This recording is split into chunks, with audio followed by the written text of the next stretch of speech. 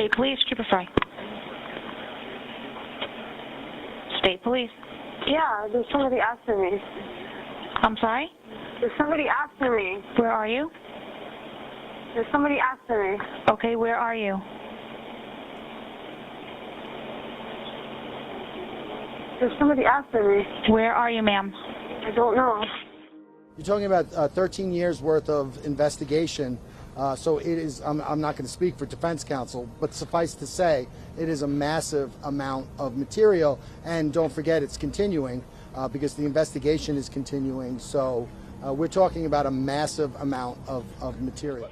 I'm standing here with my law enforcement partners in the GILGO Task Force to announce the indictment of defendant Rex Andrew Heuermann, 59 years of age. And he's been arrested by the Suffolk County Police Department's homicide detectives, and he's been indicted in a grand jury presentation by the Suffolk County District Attorney's Office for the murders of Melissa Barthelemy, Waterman, and Amber Costello. 13 years ago, a sex worker went missing in Oak Beach, New York, after making a frantic 911 call, claiming that someone was threatening to kill her. After the Suffolk Police Department searched for 23-year-old Shannon Gilbert, they uncovered something more horrifying than they could ever imagine.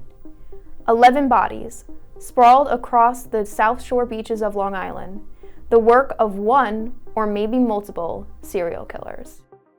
4 of those bodies were uncovered in the dumping grounds of GILGO Beach: Waterman, Melissa Barthelemy, Amber Costello, and Maureen Bernard Barnes. All petite sex workers in their 20s, all bound and wrapped in burlap. The investigation of Maureen Brainerd Barnes is ongoing. These young women went missing between July of 2007 and September of 2010. They were found in December of 2010 by the Suffolk County Police Department, and then there was nothing, absolutely nothing. For the next 13 years, their cases went unsolved. And now all presumed to be the victims of Long Island serial suspect Rex Heuermann, a 59-year-old architect from Massapequa Park, less than a 30-minute drive from GILGO Beach. Over a decade went by as the Long Island community feared a killer was on the loose, until this past July. Rex was leaving his office in New York City when he was arrested for the murders of Megan, Melissa, and Amber. Were you shocked when you heard that he was a suspect in the GILGO Beach? I really was, because, you know, the guy was odd and strange, but never violent. To me, Long Island was always special, and to know that something like this is going on, or someone is living in this community, it's crazy. While Rex maintains his innocence, relations between him and his family have been strained to a breaking point. Rex's wife, Asia Ellerup, filed for divorce less than a week after his arrest. Police ripped through his home and dug up his backyard, creating quite a stir in the picturesque town of Massapequa Park.